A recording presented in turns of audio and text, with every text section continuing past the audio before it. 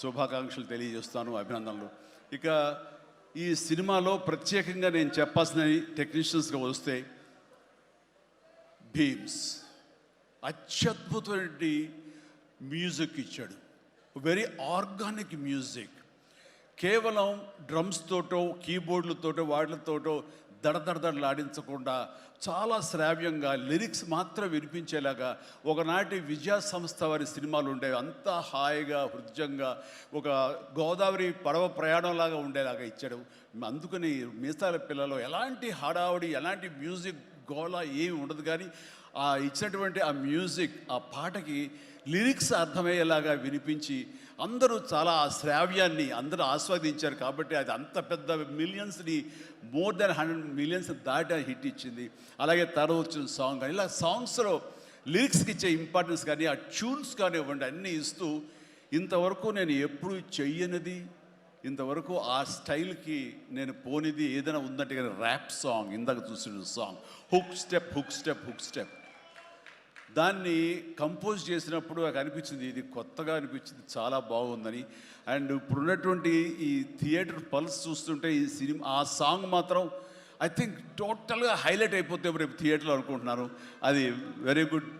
ఎందుకంటే ఆ సాంగ్ విన్న తర్వాత, ఆ సాంగ్ వింటుండగా ఎదురుగా ఉన్న వెంకటేష్ ఆపుకోలేక డ్యాన్స్ చేశారంటే అదే చాలు. ఇక ప్రతి ఒక్కడు అదే స్ఫూర్తితోటి ప్రతి ఈ సినిమాని, ఈ సాంగ్ని ఆస్వాదిస్తారు. అలాగా సాంగ్స్గా అన్నీ అత్యద్భుతంగా ఇచ్చినటువంటి మన భీమ్స్కి ప్రత్యేకించి, ఆ తర్వాత ప్రతి ఒక్కరు చిరంజీవిని ఇంత గ్లామర్గా ఉన్నాడు, చిరంజీవిని ఇంత ట్రిమ్గా ఉన్నాడు, ఇంత ఇదిగా ఉన్నాడు, ఎలా తగ్గాడు. నా వ్యక్తిగతంగా నేను చేసిన ప్రయత్నాలు పక్కన పెడితే తెర మీద అంత బాగా కనపడడానికి ప్రత్యేకించి మా డిఓపి, మా కెమెరామెన్ మన సమీర్ రెడ్డి చాలా చాలా బాగా చేశాడు. అండ్ సమీర్ రెడ్డితో వచ్చిన ఒక్క చిన్న గొడవ ఏంటంటేనండి, ఒక నిమిషం గ్యాప్ ఇవ్వడు. కూర్చుని కాఫీ తాగుతాం కదా అని ఇచ్చేలోగా మళ్ళీ షార్ట్ రెడీ అంటాడు. ఇక అతనితోటి బహుశా అలా గనక అందరూ ఉండగలిగితే సినిమాలు 100 రోజులు దాటకుండానే ఫినిష్ చేయొచ్చు. అంతటి ఫాస్టెస్ట్ కెమెరామెన్ మా శరత్. అతను ఉన్నాడు కాబట్టి ఈ సినిమా 80-85 రోజుల్లో ఫినిష్ అయ్యింది. కాబట్టి ఆ credit goes to Sameer Reddy. ఇంత ఫాస్ట్గా అయినందుకు, విత్ ఇన్ ద బడ్జెట్ అయినందుకు, ఖర్చు కూడా చాలా తక్కువ. ఇలాంటి కెమెరామెన్ను మిగతా అందరూ ఉండగలిగితే కనుక చాలామంది ప్రొడ్యూసర్స్కి ఖర్చు తగ్గుతుంది. అండ్ అట్లాగే ఇక సమీర్, థ్యాంక్ యూ సమీర్. అందరూ బయట పొగుడుతుంటే కనుక నేను మనసులో నిన్ను పొగుడుకున్నాను. కాబట్టి థ్యాంక్ యూ సో మచ్ ఇంత గ్లామర్గా చూపించినందుకు. ఇక ప్రకాష్, మా ప్రొడక్షన్ డిజైనర్ ప్రకాష్ చాలా చక్కగా చూపించాడు. అండ్ తమ్మిరాజు గారు, అలాగే వీళ్ళన్నీ ఒక పక్కన ఉంటే కనుక అహర్నిశలు అంటే డే 1 నుంచి ఈవెల్ట్ వరకు కూడాను మన అనిల్ రావుపూడి స్టోరీ టీమ్, సాయి, నారాయణ, ఇంకా రాజేష్, ఇలాగ వీళ్ళందరూ ఉన్నారు. వాళ్ళ పేరు పేరున నేను వాళ్ళు పడ్డ కష్టాన్ని కానీ, వాళ్ళు తీసుకున్న శ్రద్ధాశక్తులు కానీ హృదయపూర్వక నాకు సంతోషాన్ని, అభినందనని, ధన్యవాదాలను తెలియజేస్తాను. వాళ్ళు అంత ఇదిగా ఉన్నారు. ఇక్కడ అనిల్ రావుపూడి గురించి ఇంకొక విషయం నేను చెప్పాలండి. ఏంటంటే అందరం సినిమా తీస్తూ ప్రేమించాలి. సినిమాని ప్రేమిస్తేనే మన యొక్క ఎఫర్ట్స్ తోటే సినిమాని ఆద్యంతం చాలా అద్భుతంగా తీయగలం మనం. అయితే సినిమా తీస్తున్నంతసేపు ఎంత ప్రేమిస్తాడో, ఎంత ఇష్టపడతాడో, ఎంత ఎంజాయ్ చేస్తాడో, అంత బాగా మన నుంచి యాక్టింగ్ రాబడతాడో, అంతకంత సినిమా పూర్తయిన తర్వాత కేవలం దానికి బాగుందా లేదా అని మళ్ళీ ఒకసారి తనుగా సమీక్షించుకున్నప్పుడు ప్రతిపక్ష నేత అయిపోతాడు. ఎదురెళ్ళిపోయి ఈ సినిమా ఎందుకు చూడాలి, ఈ సీన్ ఎందుకు వాళ్ళు ఎంజాయ్ చేయాలి, ఈ సీన్ ఎందుకు ఇంత అయింది, ఇంత లెంగ్త్ అవసరమా అని దాని మీద దాన్ని ఏమాత్రం ప్రేమించకుండా చాలా కఠినంగా ఎక్కడ లెంగ్త్లు ఎక్కువైనా సరే అన్నీ కూడా తీసేసి దాన్ని క్రిస్ప్ చేయడానికి కానీ, ఆ సినిమా ఎంతవరకు అలరిస్తుందో అలరించేందుకు కానీ అన్ని రకాల ప్రయత్నాలు చేస్తాను. నాకు నచ్చింది అది. ఎందుకంటే నిన్న మొన్న వచ్చి ఒక మెయిన్ ఎపిసోడ్ ఏదో లేపేసావు, లేదు లేపేసావు అని అడిగాను. లేదు, అది కథకి అడ్డొస్తుంది, స్టోరీ నెరేషన్కి అది అడ్డుపడుతుంది కాబట్టి తీసేసారన్నాడు. అలా తీయాలంటే గట్స్ కావాలి. ఎంత కొంత అన్ని రోజులు ఎఫర్ట్ చేసాము, అది అవసరమా, అది వాళ్ళు తీసేసి ఏమనుకుంటా ఎలాంటి ఇది లేకుండా ఖచ్చితంగా నిష్కర్షగా దాన్ని తీసి అవతల పడేసాడు. దానివల్ల సినిమా పేస్ పెరిగిపోతుంది, సినిమా పరిగెడుతుంది, అండ్ ఎక్కడ ఆగట్లేదు, ఆలోచింప చేసుకునే విధంగా ఉండదు, ఎంజాయ్ చేయడం తప్ప.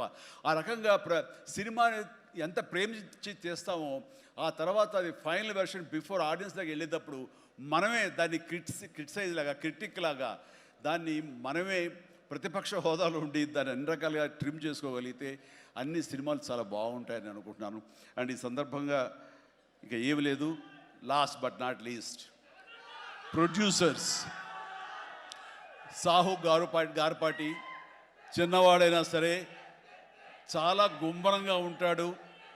ఎంతసేపటికి ఆ వర్క్ మీద తన ఇన్పుట్స్ ఏమి ఇవ్వాలనే దాని మీద ఆ ప్రయత్నాలు చేసుకుంటూ చాలా క్వైట్గా ఉంటాడు. ఎక్కడ కూడా ఏ రోజు కూడా ఏంటిది ఇది జాప్యం ఏంటి లేట్ ఏంటి అనేది ఏమి లేకుండా అంత కంఫర్టబుల్గా మా అందరికీ ఏర్పాటు చేశారు. దానికి ఆయన ఎఫర్ట్స్ కానీ ఆయనకున్న ఆ లిటిల్ ఎక్స్పీరియన్స్లో తనకు ఉన్నదానికి దీనికి మనస్ఫూర్తిగా సాహు ప్రత్యేకించి నా హృదయపూర్వక ధన్యవాదాలు. మంచి ప్రొడ్యూసర్ని నాకు అందించినందుకు మీకు నా ధన్యవాదాలు తెలియజేస్తాను. అండ్ అలాగే ఇంకా నా బిడ్డ సుష్మిత, తను ఈ సినిమా నేను చెయ్యాలి, ఈ పరిశ్రమ రావాలి అనుకున్నప్పుడు ఈ పరిశ్రమ ఖచ్చితంగా ఆదరిస్తుంది అని అనుకున్నప్పుడు ఒకటి మీరు కష్టపడి పనిచేస్తే కనుక ఇక్కడ రిజల్ట్ బాగుంటుంది, ఇక్కడ ఖచ్చితంగా మీకు ఆదరణ లభిస్తుంది, మీరు సక్సెస్ అవుతారని చెప్పినప్పుడు కష్టం అనేది నేను చిన్నప్పుడు ఇంట్లో చూశాను. అలాంటి నేను కష్టపడడానికి ఏమాత్రం నెరవను, ఏమాత్రం బెదరను, ఖచ్చితంగా చేస్తానంటూ ఈ సినిమా తనతోటి చెయ్యమ్మా ఇద్దరు కలిపి చాలా మంచి కాంబినేషన్ అవుతుంది అనుకున్నప్పుడు ఆ సాహు గారు పడి తను బెస్ట్ కాంబినేషన్లో ఈ సినిమాని చేసి ఈ సినిమాలో ఒకసారి అయ్యో ఎందుకు ఇంత కష్టపడుతుంది, ఇంత కష్టం అవసరమా నాకు అనిపిస్తుంది తండ్రిగా. కానీ ఒక బిడ్డగా కేవలం ప్రొడ్యూసర్గా నేను మా నాన్నని మా హీరోని నేను ఇంప్రెస్ చేయాలి, ఆయన ద బెస్ట్ నేను ఇవ్వాలి ఈ సినిమా అంటూ తను కూడా ఈ సినిమాలో ఒక మామూలు టెక్నీషియన్ లాగా మామూలు ప్రొడ్యూసర్ లాగా తనంత కష్టపడి చేసింది. నేను ఒకటే సంతోషిస్తాను, తనకి అన్ని విధాలుగా అన్ని కంఫర్ట్స్ ఉన్నాయి, అన్ని రకాలుగాను తను ఈ సినిమాలు చేయాల్సిన అవసరం లేదు. తను తన ఫ్యామిలీని చూసుకుంటుంటే కనుక గడిచిపోతుంది ఈ జీవితం అంతా. కానీ అలా కాదు, నేనేదో సాధించాలి, నువ్వు సాధించి చూపించావు, లైఫ్లో ఎంతోమంది మార్గదర్శకంగా ఉన్నావు, అలాంటి నిన్ను ఆదర్శంగా తీసుకుని మేము ప్రూవ్ చేయాలి అనే దాంట్లో ఉంది. అండ్ అలా చేస్తూ ఈ రోజున ఈ సినిమా డెఫినెట్లీ హిట్ అవుతుంది. ఇలాంటి గర్వకారణమైన సినిమాని తండ్రిగా నాకు గిఫ్ట్ ఇచ్చినట్టుగా తను భావిస్తుంది, ఆ సంతోషం తను పొందుతున్నాను నాకు తెలుసు.